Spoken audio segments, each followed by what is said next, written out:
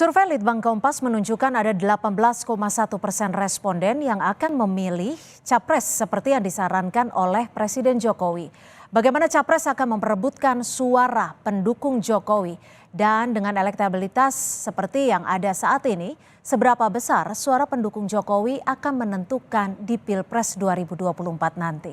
Untuk mengulasnya sudah bergabung bersama kami di Kompas Petang Ketua DPP PDI Perjuangan Pak Sukur Nababan dan juru bicara tim pemenangan Prabowo Subianto, sudah ada Mbak Rahayu Saraswati serta Direktur Eksekutif Carta Politika Indonesia Mas Yunarto Wijaya. Selamat sore, terima kasih sudah bergabung bersama kami. Saya langsung ke PDI Perjuangan nih, Pak Sukur. Kalau Anda melihat sejauh ini sudah ada survei Litbang Kompas bahwa menentukan, salah satu yang menentukan adalah pemilih yang mengikuti rekomendasi dari Presiden Jokowi. Bagaimana Anda melihat faktor ini? Tentu kan tidak perlu survei Litbang Kompas. Secara kasat mata kan hasil kinerja Pak Jokowi kan sangat memuaskan masyarakat dan dukungan masyarakat kan tentu saja sangat tinggi terhadap Pak Jokowi. Nah tentu untuk melanjutkan pemerintahan dan pembangunan yang dilakukan oleh Pak Jokowi, nah sangat penting sekali siapa yang didukung oleh Pak Jokowi. Dan PDI Perjuangan kan seperti yang selalu saya sampaikan di berbagai talkshow media seperti ini, kita lihat pada saat deklarasi Pak Ganjar kan ada Pak Jokowi. Nah terus kemudian beberapa hari ini kan Gibran, Bobi kan sudah membuat podcast untuk mengajak masyarakat mendukung Ganjar. Ya begitu. Tapi itu Gibran ya, bukan Pak Jokowi ya? Ya artinya kan tanpa instruksi dari bapak kan anak tidak mungkin melakukan atau berbeda ayah dengan anak kan. Nanti durhaka. Saya akan ke Gerindra. Mbak Saras, kita tahu bahwa Presiden Jokowi memang betul kader PDI Perjuangan. Tapi hingga saat ini Presiden Jokowi juga belum menyebutkan secara konkret akan merekomendasikan siapa. Kira-kira kalau dari Gerindra sendiri akan melakukan apa untuk merebut 18,1% ini? Ya, tentunya ini apresiasi yang sebesar-besarnya untuk Pak Joko Widodo sebagai presiden yang berhasil gitu ya, dari tingkat kepuasan masyarakat. Dan ini pun juga sudah disampaikan oleh Pak Prabowo sebagai capres maupun juga ketua umum kami dari Gerindra. Beliau sangat mendukung untuk meneruskan dan memperkuat program-program yang sangat pro rakyat yang diusung dan dijalankan oleh Pak Joko Widodo. Dan itu selalu kami sampaikan, bahkan kemarin pun juga pada saat beliau menyampaikan orasi ilmiah di Universitas Kebangsaan Indonesia tanggal 15 Agustus yang lalu, itu sangat rinci beliau menyampaikan. Jadi kepada semua yang ingin mengetahui apa saja yang akan dilakukan untuk menuju Indonesia Emas, itu semua sudah terpaparkan di acara tersebut, di orasi tersebut. Dan saya rasa semua masyarakat nanti juga bisa menilai tentunya bahwa ini sebuah keberhasilan sebenarnya dari Pak Jokowi. Ini apresiasi dari para capres. Saya rasa jika apa yang sudah dilakukan selama 2 periode ini akan diteruskan. Oke, saya akan ke Mas Toto. Mas Toto, ini kan kalau dilihat dari Pak Ganjar, Pak Prabowo, dua-duanya mengklaim akan meneruskan program-program Presiden Jokowi. Tapi seberapa besar sih sebenarnya efek maupun rekomendasi Jokowi ini yang nantinya bisa diimplementasikan kepada dua capres ini? Iya, pertama cara membacanya jangan sampai salah ya, kepada audiens saya pikir gini, 18% akan mengikuti apa yang di-endorse oleh Pak Jokowi, bukan berarti ketika ada yang di-endorse akan dapat tambahan 18%. Enggak, 18% itu dari 100% pemilih menyatakan akan mengikuti endorsement dari Jokowi. Nah, problemnya dari 18% itu pun sebetulnya sudah sebagian besar itu memilihnya Ganjar dan Prabowo. Jadi sebetulnya sudah terbaca. Makanya tadi ketika dibuat simulasi efeknya hanya 1-4% ya. Sampai 4% lah seperti itu. Nah, yang memang harus dilihat kan adalah dua sosok yang memang mengklaim akan melanjutkan pembangunan Jokowi. Ini kemudian bukan kebetulan ya, bisa terbaca punya korelasi linear mengalami kenaikan elektabilitas dalam beberapa, katakanlah dalam 6 bulan atau setahun terakhir. Berbanding terbalik dengan Mas Anies yang mengambil posisi antitesis dan perubahan cenderung agak turun. Ini memang linear dengan kenaikan dari kepuasan publik terhadap Pak Jokowi selama setahun terakhir ya. Sekarang bisa dikatakan 75 sampai 80%. Dan kalau tidak ada perubahan berarti artinya memang kalau ada 3 calon yang potensi masuk putaran kedua adalah 2 sosok yang dianggap mewakili keberlanjutan ini. Tinggalkan bagaimana kemudian kita secara kritis ingin melihat sebuah tontonan yang bermutu seperti ketika berbicara mengenai siapa yang paling pantas melanjutkan pembangunan Pak Jokowi tadi. Saya berharap kemudian tidak bertarung dalam level gimmick, misalnya adu banyak billboard, adu posting siapa yang lebih sering ketemu Pak Jokowi. Karena tidak akan ada habisnya kalau kita kemudian masuk dalam wilayah itu, siapa yang lebih sering bertemu dengan anaknya Pak Jokowi itu lebih kualitas lagi. Tadi kebetulan Sarah sudah memulai, Pak Prabowo dalam sebuah acara sudah mulai berbicara mengenai Indonesia Emas 2045. Mas Ganjar kemarin saya lihat dengan acara dengan Ibu Mega kalau tidak salah berbicara mengenai ekonomi juga. Oke, tapi maaf Mas Toto, kalau Anda melihat ini berarti faktor gimmick itu sudah tidak lagi menjadi penentu ya?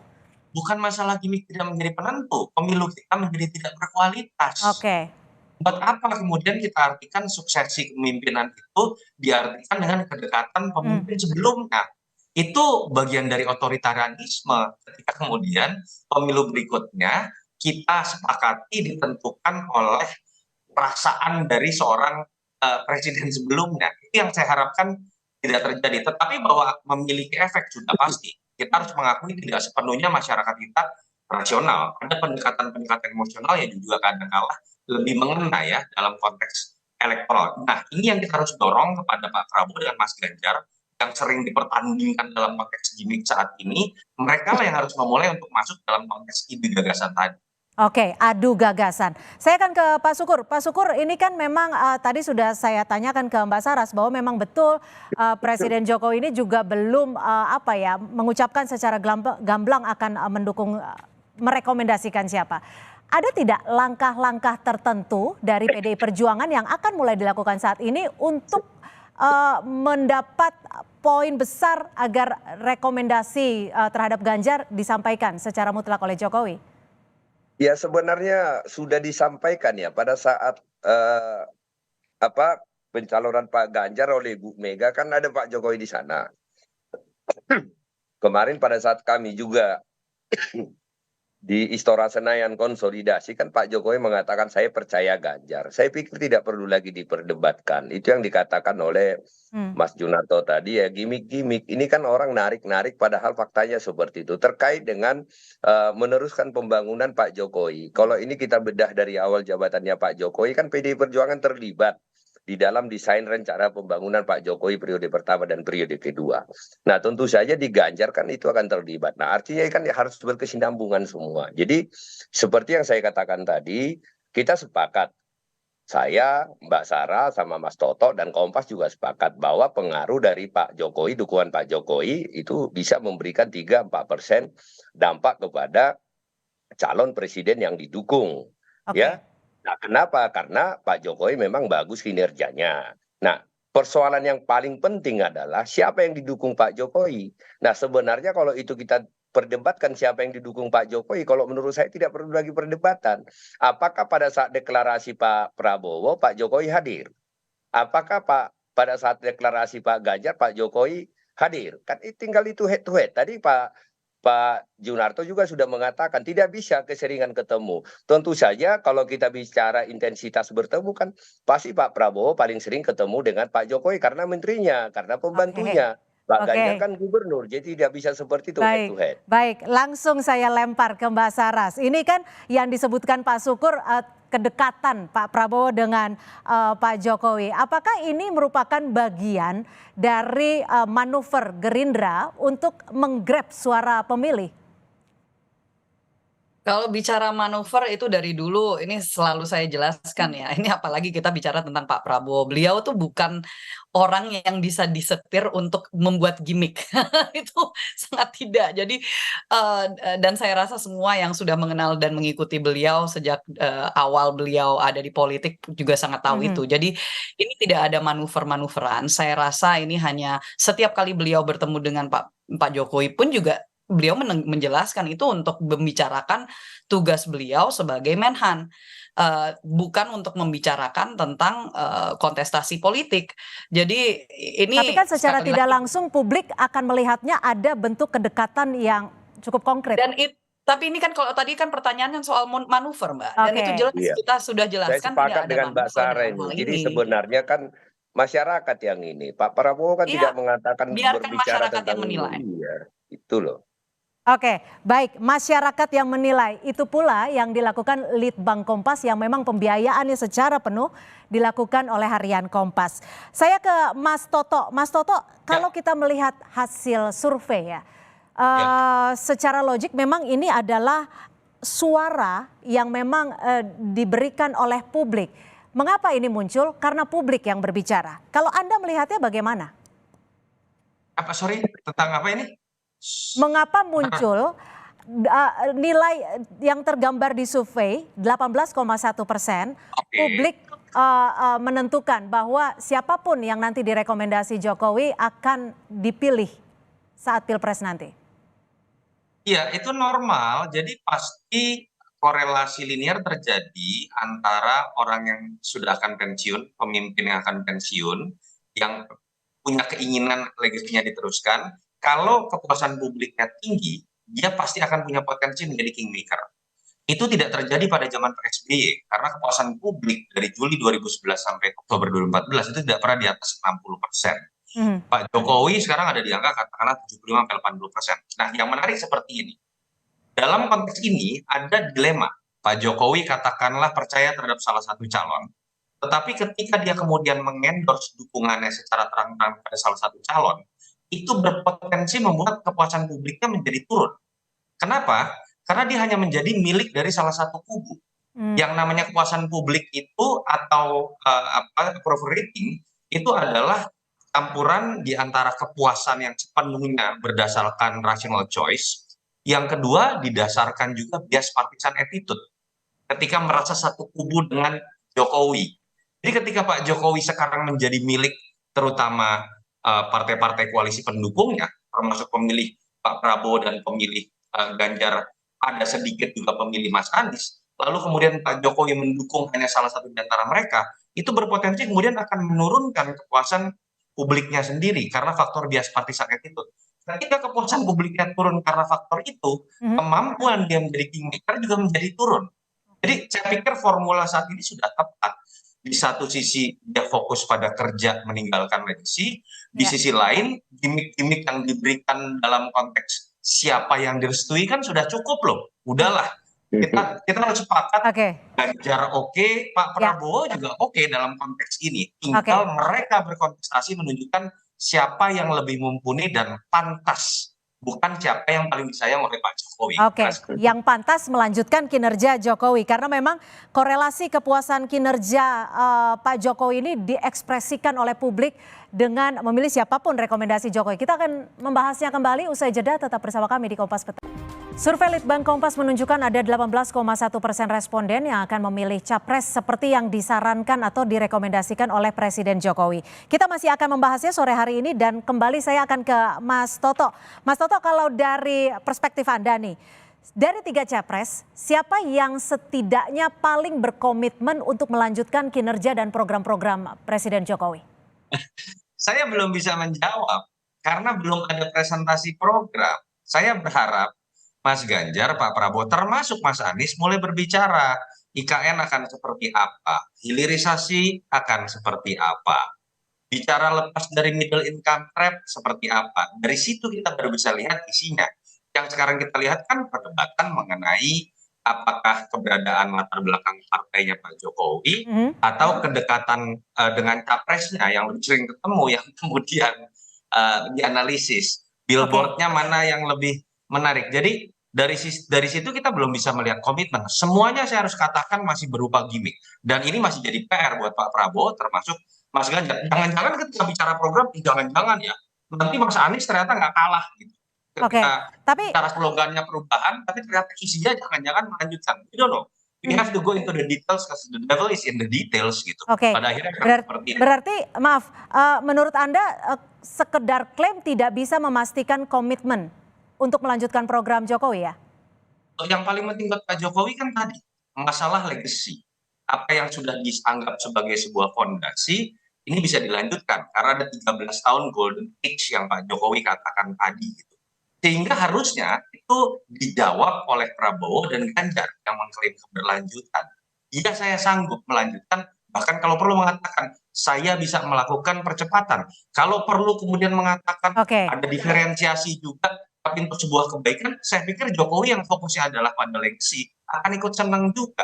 Itu yang Oke. saya tunggu, dan saya yakin masyarakat dalam konteks substansi mengenai membaca Indonesia ke depan semuanya sedang menunggu hal itu. Oke, saya akan ke Pak Sukur. Pak Sukur, kenapa tidak dimulai saat ini saja gitu loh? Kalau untuk Pak Ganjar mengadu gagasan dengan Pak Prabowo, mana yang lebih berkomitmen untuk melanjutkan program-program Presiden Jokowi. Tapi kemarin justru PDIP mengkritik soal food estate nih.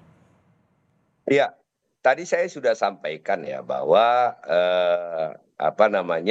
desain pemerintahan Pak Jokowi kan didesain oleh PDI Perjuangan mulai dari awal. Pemerintahan pertama, kedua. Nah tentu saja kan itu akan dilanjutkan oleh pemerintahan kalau PDI Perjuangan diberikan oleh rakyat kepercayaan. Nah tentu saja melalui Ganjar Pranowo. Nah itu kan salah satu bukti sah yang tidak bisa kita pungkiri. Nah Pak Ganjar sendiri sering berbicara untuk melakukan percepatan apa yang telah dilakukan oleh Pak Jokowi. Kan gitu. Oke. Jadi ya artinya tidak semua hal tentu semua akan diadopsi, tetapi ada hal-hal yang sangat penting, pondasi dasar, ya seperti yang saya sampaikan tadi, desain pemerintahan periode pertama, periode kedua kan terlibat semua PDI Perjuangan. Nah itu yang akan dipercepat oleh Pak Ganjar dan disempurnakan oleh Pak Ganjar di kemudian kalau rakyat memberikan kepada Pak Ganjar kepercayaan menjadi presiden berikutnya. Oke, kalau dari Gerindra sendiri bagaimana? Ada tidak kemungkinan untuk mulai melakukan adu gagasan, program-program baru, dan juga program-program untuk melanjutkan kinerja Jokowi? Karena kan kalau kita lihat dari survei dan juga dari pandangan publik bahwa sosok Jokowi ini mempengaruhi peluang perluasan elektabilitas juga. Sebenarnya sudah dari awal kita sudah memberikan gambaran gagasan-gagasan. Bahkan Pak Prabowo bukan sekali dua kali, beliau selalu menyampaikan pentingnya ketahanan pangan, pentingnya kedaulatan dalam hal energi, ketahanan energi kita, pentingnya untuk ketersediaan air bersih mengingat kita sudah masuk ke musim-musim El Nino untuk beberapa tahun ke depan ini, pengentasan kemiskinan, kesehatan, farmasi, pendidikan terutama di bidang STEAM, ya, sains, teknologi. Kita bicara industrialisasi, itu pun juga sudah beliau tekankan. Reformasi politik, hukum, birokrasi sudah juga. Transformasi keuangan negara pun juga sudah.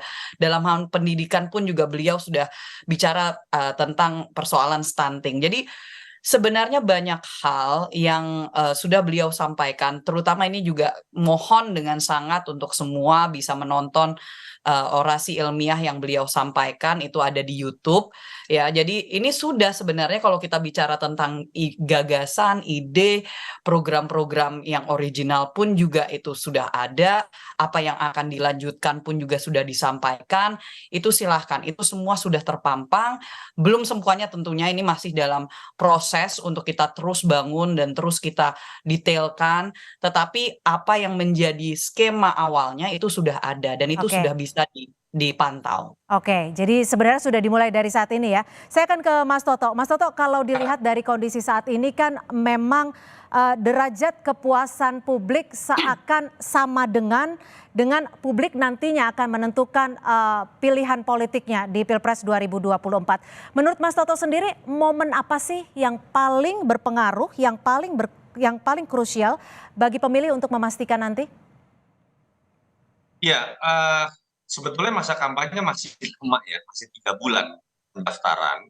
Tapi kita tahu juga 75 hari masa kampanye resmi itu tidak akan cukup menjangkau seluruh Indonesia jumlah pemilih yang sangat besar. Jadi ya sudahlah, kalau mau disebut kampanye colongan tidak apa, karena ada efek baiknya. Kita akan bisa mendapatkan efek pendidikan politik termasuk dari para capres. Dari sisi emosional tentu saja akan ada upaya dari masyarakat untuk menangkap siapa yang katakanlah punya chemistry sama atau kemiri PAN secara karakter leadership dengan Pak Jokowi. Dalam konteks ini para pemilih Jokowi ya. Tapi kan jangan sampai berhenti di situ yang tadi saya katakan. Kita tidak sedang mencari sahabatnya Jokowi. Kita tidak sedang mencari little Jokowi. Karena kalau itu yang terjadi, sorry, yang nanti akan kemudian didorong adalah keluarganya Jokowi. Itu yang nggak sehat dengan narasi-narasi yang ada belakangan. Mas Gibran dan lain-lain. Tetapi ketika kita berbicara mengenai kita ingin fondasi kepuasan kita terhadap Jokowi dilanjutkan, pada titik itu publik harusnya makin ke depan akan kemudian mulai menggugat nih. Temannya Jokowi, Anda ngerti apa tentang hilirisasi? Anda ngerti apa tentang keberanian dalam konteks melawan gugatan-gugatan asing dan lain-lain. Itu yang menurut saya sedang ditunggu, dan saya berharap itu tadi ya, selain kemudian pertarungan gagasan yang sifatnya searah sudah dimulai orasi-orasi ilmiah, ada pertarungan yang mulai, teman-teman UI saya dengar sudah membuka forum, mengundang Pak Prabowo, Mas Anies dengan Mas Ganjar, hadirilah acara-acara seperti itu karena minimal kita sudah akan menaikkan level dari kualitas pemilu kita yang kemarin-kemarin juga memang masih seperti itu saja. Oke. Baik, saya terakhir ke Pak Sukur. Baik, mohon maaf karena durasi juga yang membatasi. Terima kasih sekali lagi atas perspektifnya Ketua DPP PDI Perjuangan Pak Sukur Nababan, dan juga juru bicara tim pemenangan Prabowo Subianto Mbak Rahayu Saraswati, serta Direktur Eksekutif Carta Politika Indonesia Mas Yunarto Wijaya sudah bergabung bersama kami di Kompas Petang. Selamat sore. Selamat sore.